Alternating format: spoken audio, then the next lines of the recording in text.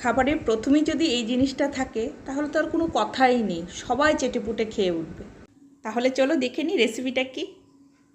চিংড়ি মাছের মুড়ো ভাজা। তো চিংড়ি মাছটাকে খুব ভালো করে আমি পরিষ্কার করে নিয়েছি। এবার চিংড়ি মাছের মুড়োগুলোকে আমি একটা জায়গায় নিয়ে নেব।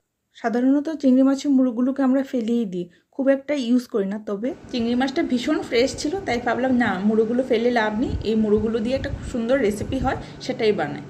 চিংড়ি মাছের মুড়োগুলোকে আমি আবারও খুব ভালো করে ধুয়ে নিয়েছি। তারপর আমি এর মধ্যে প্রথমে আমি কিছুটা পরিমাণ নুন দেব, তারপর হলুদ গুঁড়ো, আর ঝালের জন্য আমি চিলি পাউডার ইউজ করলাম। জিনিসটা যাতে খুব ভালো মুচমুচে থাকে তার জন্য আমি চালের গুঁড়োও ইউজ করলাম এর মধ্যে। এটাকে এখন খুব ভালো করে আমি মিক্স করে নেব।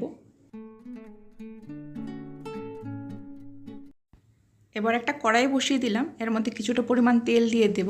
তেলটা যখন খুব সুন্দর করে গরম হয়ে যাবে তখন আমি মিক্সচারটা এর মধ্যে দিয়ে দেব এবং এটাকে খুব সুন্দর করে মিক্স করে দেব।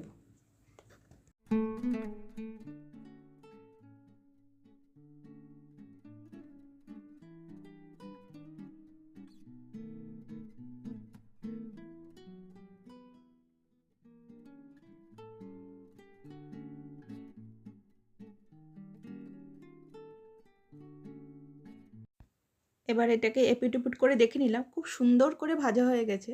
এবার এর সাথে একটা শুকনো লঙ্কাকে আমি ভেজে নেব। তাহলে আর দেরি কিসে, তৈরি আমাদের মুচমুচে ভাজা। এবার সুন্দর করে এটাকে সার্ভ করে দেব। তোমরা অবশ্যই জানিও তোমাদের রেসিপিটা কেমন লেগেছে। ততক্ষণের জন্য বাই, দেখা হচ্ছে আবার একটা নেক্সট ভিডিওতে।